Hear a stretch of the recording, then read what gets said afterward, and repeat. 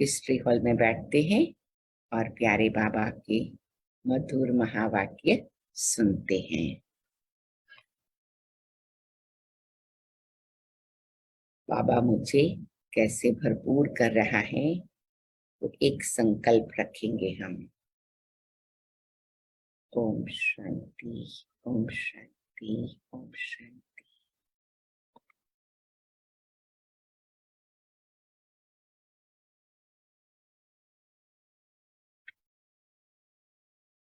14/11/2022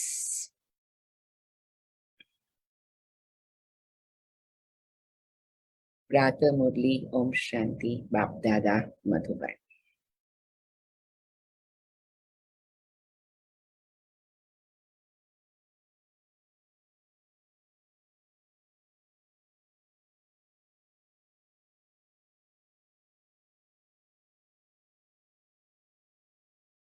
मीठे बच्चे, श्रीमत पर चल, स्वच्छ शुद्ध बन, धारणा कर, फिर युक्ति युक्त सेवा करनी है।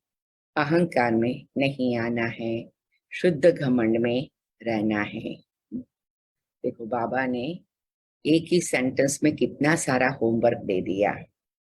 एक तो श्रीमत पर चलना है, दूसरा स्वच्छ और शुद्ध बनना है, तीसरा युक्ति युक्त सेवा करनी है, चौथा धारणा करके सेवा करनी है, पांचवा अहंकार में नहीं आना है और छठा शुद्ध घमंड में जरूर रहना है। तो ये भी प्यारे बाबा हम बच्चों को बताते हैं, कितना बड़ा काम, कितनी बड़ी सेवा और कितना अंदर का पुरुषार्थ। ये सब बातों को हम नोट करेंगे। नंबर 1 श्रीमत पर चलना है और उसका कनेक्शन है। अगर मैं श्रीमत पर चलूं तो मुझे स्वच्छ और शुद्ध बनना बहुत आसान हो जाएगा। तो number 2 will be connection. Number 3 will be जब मैं शुद्ध और स्वच्छ बन जाऊंगी तो सब बातों की धारणा इजी हो जाएगी। नंबर 4 विल बी मैं युक्ति युक्त सेवा कर सकूंगी क्योंकि मैंने धारणा की हुई है। और जब सेवा करूंगी, धारणा की हुई है, स्वच्छ और शुद्ध है, तो नंबर 5 अहंकार में कभी नहीं आऊंगी। और नंबर 6 क्या होगा? स्वाभाविक रीति से शुद्ध घमंड अथवा तो प्योर प्राइड में अनुभव करेंगे। प्रश्न, किस एक बात के कारण बाप को इतनी बड़ी नॉलेज देनी पड़ती है? उत्तर, गीता के रचयिता निराकार परमपिता परमात्मा को सिद्ध करने के लिए बाप तुम्हें इतनी बड़ी नॉलेज देते हैं। सबसे बड़ी भूल यही है जो गीता में पतित पावन बाप की जगह श्री कृष्ण का नाम डाला है। इसी बात को सिद्ध करना है, इसके लिए भिन्न भिन्न युक्तियां रचनी है। बाप की महिमा और श्री कृष्ण की महिमा अलग अलग बतानी है। तो बाबा कहते लिस्ट बनाओ, बाबा की महिमा क्या है और कृष्ण की महिमा क्या है। क्यों ये अलग करना है? कोई कहे हम कृष्ण को याद करें या शिव बाबा को याद करें, क्या बड़ी बात है, ज्ञानी धारण करना है। लेकिन ज्ञान धारण करने की शक्ति शिव बाबा सर्वशक्तिवान से आएगी, श्री कृष्ण से नहीं। श्री कृष्ण जैसा बनना है इसलिए कृष्ण को भी याद करो, उसकी दुनिया में जाना है इसलिए उसको भी याद करो, लेकिन साथ में ये याद रखो कि वहां ले जाने का पावर शिव बाबा ही दे सकता है। तो इसीलिए बाबा बार बार अटेंशन दिलाते हैं, बच्चे क्या करो, शिव बाबा को याद करो और औरों को भी शिव बाबा को याद कराओ। गीत है, मरना तेरी गली में, जीना तेरी गली में। ओम शांति। बच्चों ने गीत सुना, कहते हैं आए हैं तेरे दर पर, जीते जी मरने के लिए। किसके दर पर? फिर भी यही बात निकलती कि अगर गीता का भगवान श्री कृष्ण को कहे तो यह सब बातें हो न सके।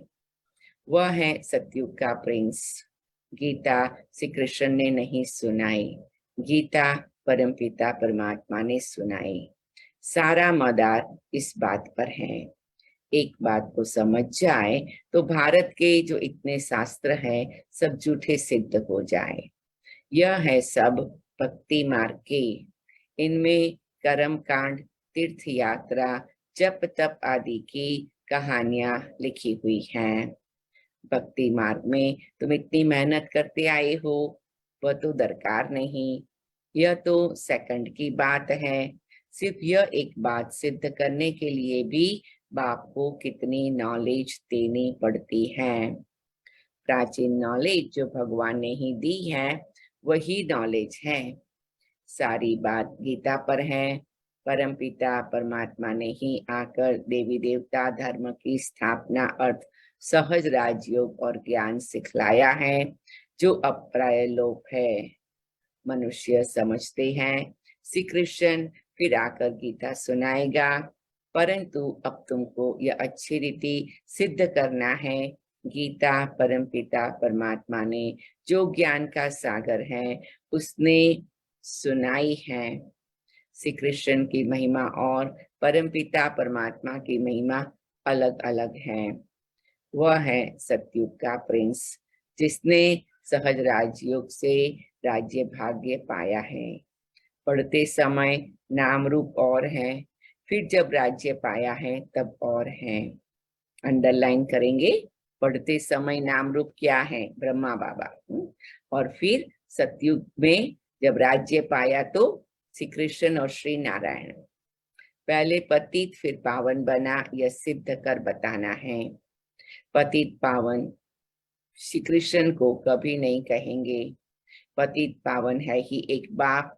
अब वही श्री कृष्ण की आत्मा जो काली अर्थात श्याम बन गई है, अब फिर से पतित पावन द्वारा राजयोग से भविष्य पावन दुनिया का प्रिंस बन रही है।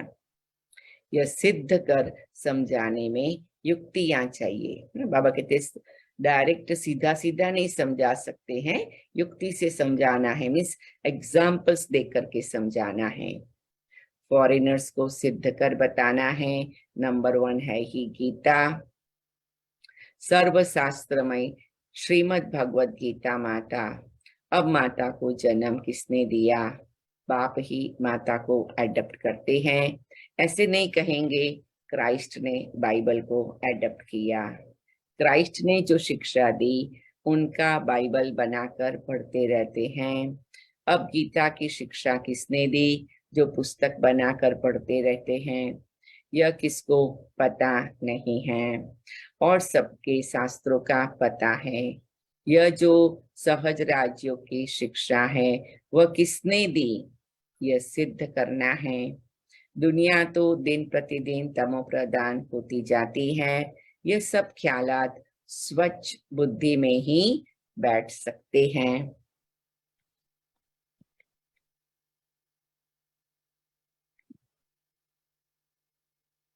जो श्रीमत पर नहीं चलते उनको धारणा भी नहीं हो सकती। श्रीमत कहेंगे तुम बिल्कुल समझा नहीं सकते हो। बाबा फट से कह देंगे मुख्य बात यह है, गीता का भगवान परमपिता परमात्मा है, वही पतित पावन है। मनुष्य तो सर्वव्यापी कह देते हैं, वह ब्रह्म तत्व कह देते, जो आता है वह कह देते हैं बिगड़ समझ। मूल भूल सारी गीता से निकली है। जो गीता का रचयिता श्री कृष्ण को कह दिया है तो समझाने के लिए युक्तियां रचनी पड़े। गुप्ता जी को भी कहते थे बनारस में यह सिद्ध कर समझाओ कि गीता का भगवान श्री कृष्ण नहीं है। अब दिल्ली सम्मेलन होता है, सब रिलीजियस मनुष्यों को बुला रहे हैं, क्या उपाय करे जो शांति हो जाए। अब शांति स्थापन करना कोई उनके हाथ में है नहीं। कहते भी है पतित पावन आओ, फिर यह पतित कैसे शांति स्थापन कर सकते, जबकि बुलाते रहते हैं, परंतु पतित पावन को जानते नहीं हैं। कह देते हैं रघुपति राघो राजा राम, वह तो है नहीं, झूठ बुलावा करते हैं, जानते कुछ भी नहीं। अब यह कौन जाकर बताए। बड़े अच्छे बच्चे चाहिए। बाबा को बड़े अच्छे बच्चे चाहिए। ऐसे बहुत है जो अपने को बहुत ज्ञानी समझते हैं, परंतु कुछ भी नहीं। मिसाल है, चूहे को मिली हल्दी की गांठ और समझने लगा अपने आप को बहुत बड़ा बंसारी, मतलब बहुत बड़ा व्यापारी। नंबरवार है, इसमें बड़ी युक्ति चाहिए जिससे सिद्ध हो जाए गीता भगवान ने रची है। वह कह देते कोई भी हो, है तो सब भगवान। बाबा कहते भगवान हो, आज मैं उस कृष्ण की आत्मा जो 84 जन्म पूरे कर अंतिम जन्म है, उनको एडप्ट कर ब्रह्मा बनाए उन द्वारा गीता ज्ञान देता हूँ। वह ब्रह्मा फिर इस सहज राजयोग से फर्स्ट प्रिंस सतयुग का बन जाता है। यह समझाने और कोई की बुद्धि में है नहीं। तुम बच्चों में भी यथार्थ रीति अभी वह शुद्ध घमंड आया नहीं है। क्योंकि बाबा कहते कोई भी शब्द व्यक्ति जब बोलता है तो उसका प्रभाव कब पड़ता है, जब वो अंदर की खुमारी से बोलता है, अंदर के अनुभव से बोलता है, अंदर की वो एक हुज्जत से बोलता है, एक जिसको कहते हैं सेल्फ एस्टीम से बोलता है।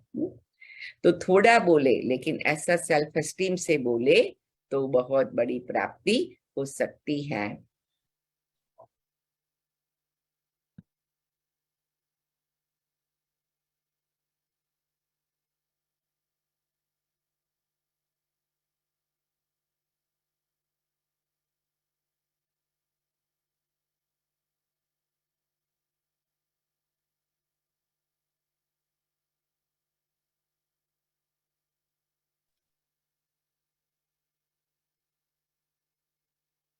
तो बाबा कहते जब शब्द भी बोला जाए तो ऐसे बोला जाए जो शब्द का प्रभाव पड़े, और वो तभी होगा जब वो दिल से निकलेगा, है ना।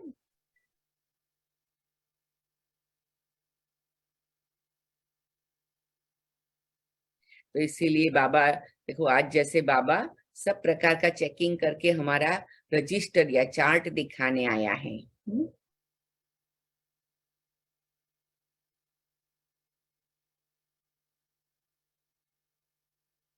इतनी प्रदर्शनी आदि करते हैं, अर्जुन सिद्ध नहीं करते। पहले यह भूल सिद्ध कर बतानी है कि श्रीमद् भगवत गीता है सब शास्त्रों की माई बाप। उसका रचयिता कौन था? जैसे क्राइस्ट ने बाइबल को जन्म दिया, वह है क्रिश्चियन धर्म का शास्त्र। अच्छा, बाइबल का बाप कौन? क्राइस्ट। उनको माई बाप नहीं कहेंगे, मदर की तो वहां बात ही नहीं। यह तो यहाँ माता पिता है। क्रिश्चियन ने रीस की है श्री कृष्ण के धर्म से, वह क्राइस्ट को मानने वाले हैं।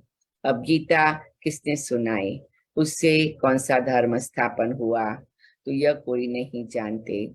कभी नहीं कहते कि पतित पावन परम पिता परमात्मा ने यज्ञ रचा।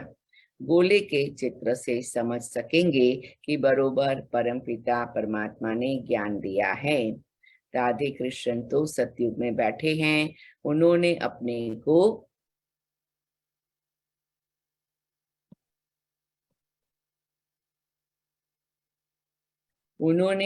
को ज्ञान नहीं दिया। सतयुग में कैसे ज्ञान देंगे? ज्ञान देने वाला दूसरा चाहिए। कोई ने तो उसको पास कराया होगा ना। या राजाई प्राप्त करने का ज्ञान किसने दिया? किस्मत आपे ही नहीं बनती, किस्मत बनाने वाला बाप या टीचर होता है। गुरु तो गति देते हैं, परंतु गति सदगति का भी कोई अर्थ नहीं समझते। सदगति प्रवृत्ति मार्ग वालों की होती है, गति माना सब बाप के पास जाते हैं। यह बातें कोई समझते नहीं है। वह तो भक्ति के बड़े बड़े दुकान खोल बैठे हैं, सच्चे ज्ञान का एक भी दुकान नहीं। सब है भक्ति के। बाप कहते यह वेद शास्त्र आदि सब भक्ति मार्ग की सामग्री है। यह जब तप आदि करने से मैं नहीं मिलता हूँ। मैं तो बच्चों को ज्ञान देकर पावन बनाता हूँ, सारे सृष्टि की सदगति करता हूँ। वाया गति में जाकर सदगति में आना है। सब तो सतयुग में नहीं आएंगे, यह ड्रामा बना हुआ है। जो कल पहले तुमको सिखाया था, जो चित्र बनाए थे वह अब भी बनवा रहे हैं। यह जो बड़ी भूल है वह सिद्ध हो जाए, फिर युक्ति से चित्र बनाएंगे। कहते हैं 3 धर्मों की टांगों पर सृष्टि खड़ी है, एक देवता धर्म की टांग टूटी हुई है, इसलिए हिलती रहती है। पहले एक टांग पर सृष्टि बड़ी फर्स्ट क्लास रहती। बाबा कहते एक टांग पर भी बहुत फर्स्ट क्लास रीति से सृष्टि खड़ी थी। कौन से टांग पर? देवी देवता धर्म की टांग पर। एक ही धर्म था जिसको अद्वैत राज्य कहा जाता है, फिर एक टांग गुम हो 3 टांगे निकली हैं, जिसमें कुछ भी ताकत नहीं रहती, आपस में ही लड़ाई झगड़ा चलता रहता है। धनी को जानते नहीं, निर्धन के बन पड़े हैं। समझाने की बड़ी युक्ति चाहिए। प्रदर्शनी में भी मुख्य यह बात समझानी है। गीता का भगवान श्री कृष्ण नहीं, परम पिता परमात्मा है, जिसका बर्थ प्लेस भारत है। श्री कृष्ण है साकार, वह है निराकार, उनकी महिमा अलग है। ऐसे युक्ति से कार्टून बनाना चाहिए जो सिद्ध हो जाए। गीता परमात्मा ने गाई, श्री कृष्ण को ऐसा बनाया। कहते हैं ब्रह्मा का दिन ज्ञान और ब्रह्मा की रात भक्ति। अभी है रात। सतयुग स्थापन करने वाला कौन है? ब्रह्मा आया कहाँ से? सूक्ष्म वतन में भी कहाँ से आया? तो बाबा ब्रह्मा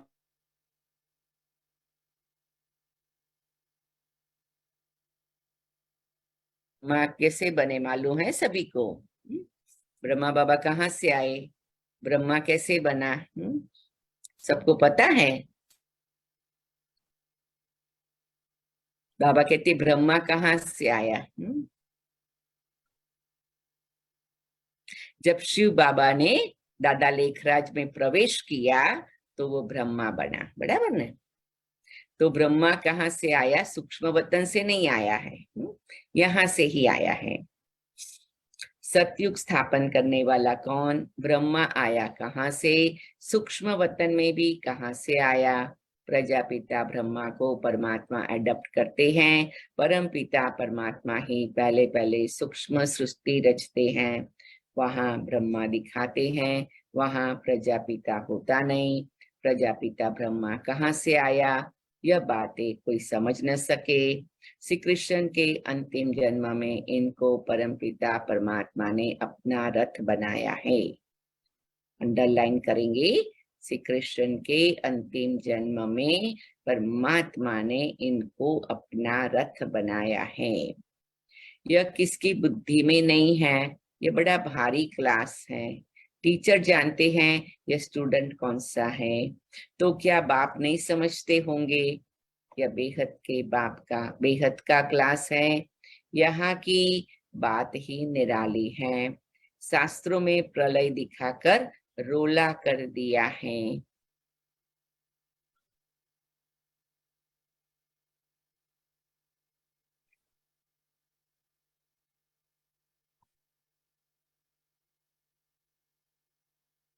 तुम जानते हो श्री कृष्ण ने गीता नहीं सुनाई है, उसने तो गीता का ज्ञान सुनाकर राज्य पद पाया है।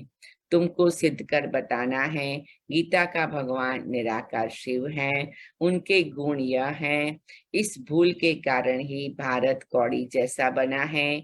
अभी परम पिता परमात्मा ने ज्ञान का कलश माताओं पर रखा है, माताएं ही स्वर्ग का द्वार खोलती हैं। ये सब बातें नोट कर समझानी चाहिए। भक्ति वास्तव में गृहस्थियों के लिए है।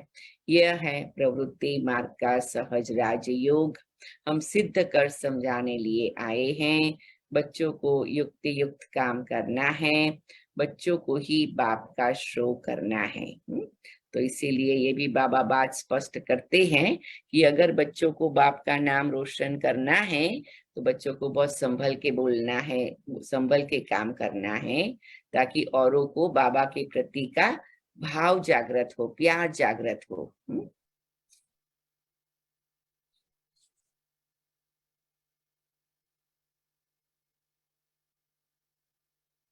सदैव हर्षित मुख, अचल स्थैर्य मस्त रहना है।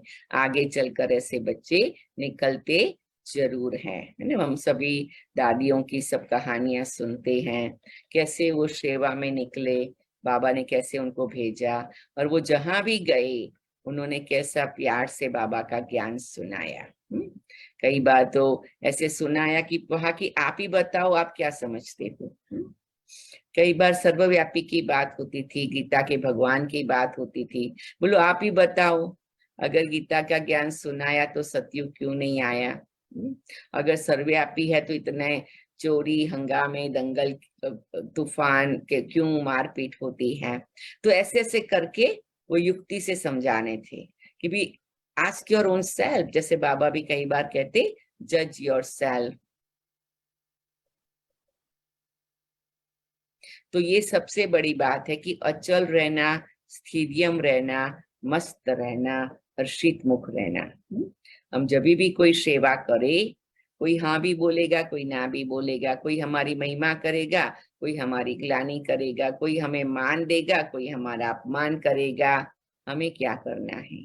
अचल अडोल रहना है, हर्षित मुख रहना है, उनको ब्लेसिंग देते रहना है। कोई ने हमारी बात नहीं मानी तो हम ही मायूस हो जाए, हम ही दुखी हो जाए, नहीं। हम सोचे ये व्यक्ति को ये चाबी से ताला नहीं खुला, भी दूसरी चाबी लगाओ। तो ज्ञान की अलग अलग चाबियां हैं, वो यूज करनी है।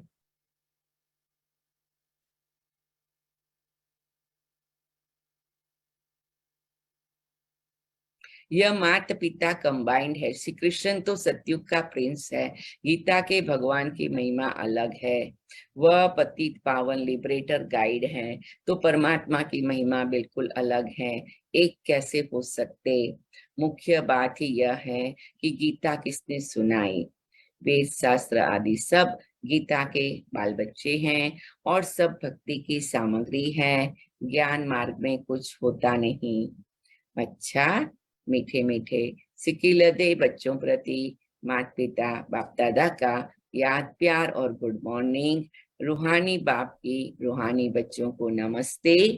हम रूहानी बच्चों को अपने बाप दादा को याद प्यार गुड मॉर्निंग बाबा। नमस्ते बाबा। शुक्रिया शुक्रिया थैंक यू बाबा। शुक्रिया बाबा।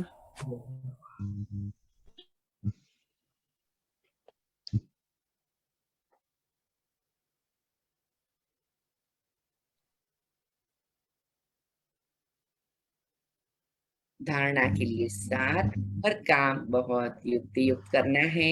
हर्षित मुख, अचल स्थिर और ज्ञान की मस्ती में रहकर बाप का शो करना है। कितनी बार दादियां अपना अनुभव सुनाती, वो ज्ञान सुनाने जाते तो सामने वाले व्यक्ति ऐसे विचित्र प्रश्न करते, ऐसे मतलब बात को डिफरेंट डायरेक्शन में ले जाते। तो दादियां कहती हम तो ज्ञान की मस्ती में रहते, अचल रहते, हर्षित मुख रहते, कभी उसकी फीलिंग में नहीं आ जाते। और इस व्यक्ति ने मुझे ऐसा बोला, उसने मुझे व्यक्तिगत तो कुछ नहीं बोला है, राइट। व्यक्तिगत तो वो हंसा को जानता नहीं है, वो तो ब्रह्मा कुमारी को बोल रहा है। तो मुझे क्या करना है? उसको लाइट माइट देनी है।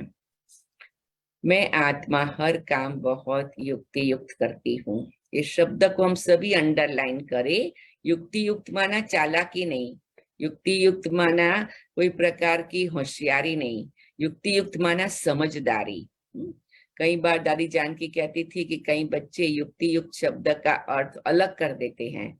चालाकी से काम करना, होशियारी से करना, झूठ को भी सच कहना, सच को झूठ कहना, ऐसे ऐसे करके बात करेंगे, इतनी युक्ति युक्त बात कर रहे हैं। बात होगी कौन सी, सुनाएंगे कौन से, मालूम भी होगा तो कहेंगे पता नहीं है, और नहीं मालूम होगा तो जानने का ट्राई करेंगे। तो ये सारी बातें भी एक परीक्षा हो जाती है। इसलिए दादी कहती है युक्ति युक्त शब्द निकाल लो, क्योंकि उसके बहुत सारे मीनिंग है। लेकिन आप क्या करो, समझदारी से काम करना। जैसे एक प्रकार की, जिसको कहे कि एक ऐसी समझदारी हो कि जिसमें कर्मों की गति को समझ कर चले। युक्ति युक्त माना कर्मों की गति को समझ के चलना, कि भी कोई भी व्यक्ति कोई भी कर्म करता है, मैं आत्मा वो कर्म में साथीदार हूं, भागीदार हूं, क्या हूं। तो मैं कर्मों का जिम्मेवार बन जाता हूँ।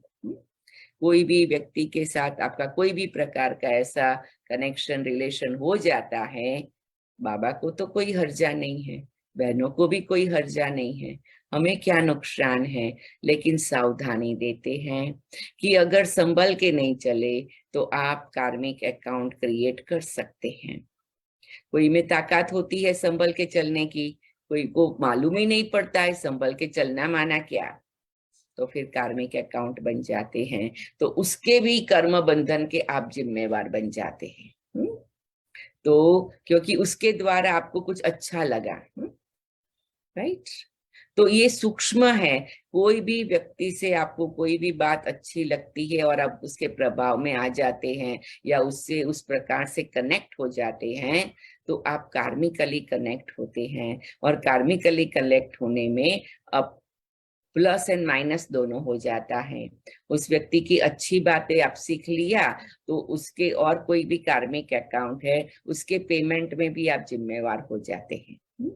तो इसीलिए बहुत समझदार बनना है। मैं आत्मा हर्षित मुख, मैं आत्मा अचल, मैं आत्मा स्थिर, और मैं आत्मा ज्ञान की मस्ती में रहकर बाप का शो करती हूँ। दूसरा, ज्ञान की नई और निराली बातें सिद्ध करनी है। मैं आत्मा ज्ञान की नई और निराली बातें सिद्ध करती हूँ। वरदान, शांति की शक्ति द्वारा असंभव को संभव करने वाले योगी तू आत्मा भव। देखो, हमारे जीवन में हर एक के पास एक या दो बातें हैं जो हमें असंभव लगती हैं, तो बाबा कहते साइलेंस में बैठकर मेरे सामने आ जाओ और मैं ये असंभव बात को संभव कर दूंगा। साइलेंस के पावर से जो भी ब्लॉकेज है बाबा खोल देंगे, जो विघ्न है उसको निर्विघ्न बना देंगे, और जो भी कार्मिक अकाउंट है उसको बाबा पूरा कर देंगे। तो साइलेंस में रहना और शुभ भावना शुभ कामना रखना। जैसे अभी हम सवेरे बात कर रहे थे, तो साइलेंस कितने प्रकार का है। आंखों का साइलेंस, कान का साइलेंस, मुख का साइलेंस, नाक का साइलेंस, हाथों का साइलेंस, पांव का साइलेंस, मन के संकल्पों का साइलेंस, बुद्धि के निर्णय में साइलेंस, मन की भावनाओं में साइलेंस, फीलिंग्स में मतलब भावनाओं में साइलेंस, फिर स्वभाव संस्कार का साइलेंस, कोई भी प्रकार की दृष्टि वृत्ति वाणी वर्तन में साइलेंस। कितने प्रकार का साइलेंस है, हमें इन सभी प्रकार के साइलेंस का अभ्यास करना है। देखो, जो कुछ भी होता है ना, कई बार जैसे आपने कुछ देखा और आप अपसेट हो गए, क्योंकि आपने देखा इस व्यक्ति ने ये किया है, मे भी कोई प्रकार का कपड़ा पहना है, कोई प्रकार की बात कर रहे हैं, उसको कुछ मिल रहा है, तो क्या होता है, मैं अपसेट हो गई। अब मेरा तो कुछ लेना देना नहीं है, उस व्यक्ति ने मेरे जेब से तो लेकर के कुछ नहीं किया है, या मेरे को कोई बात से डिस्टर्ब भी नहीं किया है, लेकिन उस व्यक्ति को कुछ मिला, मुझे नहीं मिला, या उस व्यक्ति को इस प्रकार से हुआ, मुझे नहीं हुआ। आंखों ने देखा, सच्ची बात तो मालूम नहीं है, लेकिन देखा और मन डिस्टर्ब हुआ। तो साइलेंस पावर चाहिए कि हम जो कुछ भी देखें हम पॉजिटिव ही देखे, हम जो कुछ भी देखे हर एक आत्मा का पार्ट है, वो पार्ट बजा रही है, उसको अपने पुरुषार्थ के प्रमाण जो कुछ भी मिला है वो आत्मा की अपनी जर्नी है। तो मैंने क्या किया, आंखों का साइलेंस किया। ऐसे कान का साइलेंस, कोई आके मुझे कुछ कह के जाता है कोई की बातों में, और मैं डिस्टर्ब हो जाती हूँ या मैं उसी बातों के प्रभाव में आ जाती हूँ, तो क्या हुआ, साइलेंस पावर नहीं हुआ। मेरे कान में कोई भी बात आई, वो साइलेंस पावर से मैंने उसको पॉजिटिव बना दिया। मैं कहूं भाई ऐसा है तो ऐसा भी है ना, तो पॉजिटिव पॉजिटिव पॉजिटिव। साइंस की शक्ति भी इसी शांति की शक्ति से निकली है ना? कोई भी साइंटिस्ट कोई भी बात की रिसर्च करता है तो कैसे कर सकता है, वो एकदम अंतर्मुखी बन जाता है, एकांत में चला जाता है, जिसको कहते अंडरग्राउंड चला जाता है। जो भी लैब होती है रिसर्च करने की, वो एकदम दूर होती है, शहरों आदि से, और एकदम नीचे अंडरग्राउंड होती है ताकि वहां साइलेंस में काम हो सके। तो ये भी बाबा कहते हैं साइलेंस की शक्ति द्वारा असंभव को भी संभव कर सकते हो। जिसे दुनिया वाले असंभव कहते वह आप योगी तू आत्मा बच्चों के लिए सहज संभव है। वह कहेंगे परमात्मा तो बहुत ऊंचा हजारों सूर्यों से तेजोमय है, लेकिन आप अपने अनुभव से कहते हैं हमने तो उसे पा लिया।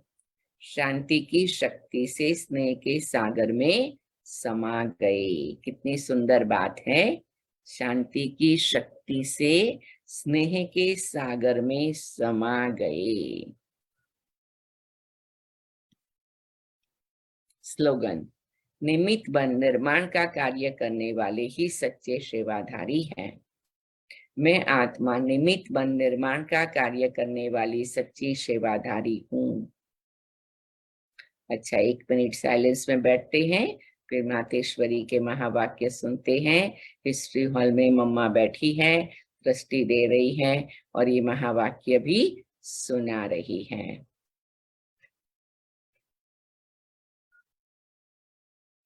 बाबा को थैंक यू, मम्मा को थैंक यू इतनी श्रेष्ठ मुरली सुनाने के लिए। आत्मा और परमात्मा अलग रहे बहुकाल, सुंदर मेला कर दिया जब सदगुरु मिला दलाल। जब अपने यह शब्द कहते हैं तो उसका यथार्थ अर्थ है ही कि आत्मा परमात्मा से बहुत काल से बिछड़ गई है। बहुत काल का अर्थ है बहुत समय से आत्मा परमात्मा से बिछड़ी हुई है। तो ये शब्द साबित कर सिद्ध करते हैं कि आत्मा और परमात्मा अलग अलग दो चीज है। दोनों में आंतरिक भेद है, परंतु अरे श्याम, केम छे तबियत बेटा? अच्छा, प्लीज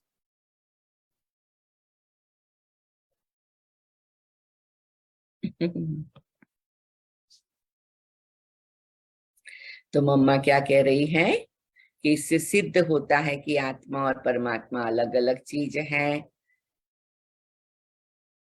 परंतु आत्मा के ऊपर माया का आवरण चढ़ा हुआ होने कारण अपने असली स्वरूप को भूल गए हैं। जब वो माया का आवरण उतर जाएगा फिर आत्मा वही परमात्मा है। तो वो आत्मा को अलग इस मतलब से कहते हैं और दूसरे लोग फिर इस मतलब से कहते हैं कि मैं आत्मा सो परमात्मा हूँ, परंतु आत्मा अपने आप को भूलने कारण दुखी बन पड़ी है। जब आत्मा फिर अपने आप को पहचान कर शुद्ध बनती है तो फिर आत्मा परमात्मा में मेल एक ही हो जाएंगे। तो वह आत्मा को अलग इस अर्थ से कहते हैं, परंतु अपन तो जानते हैं आत्मा परमात्मा दोनों अलग चीज है। न आत्मा परमात्मा हो सकती है, न आत्मा परमात्मा में मेल एक हो सकती है, और न फिर परम धाम से ऊपर आवरण चढ़ सकता है। तो कितनी अच्छी बात आत्मा का रोल मम्मा ने स्पष्ट कर दिया।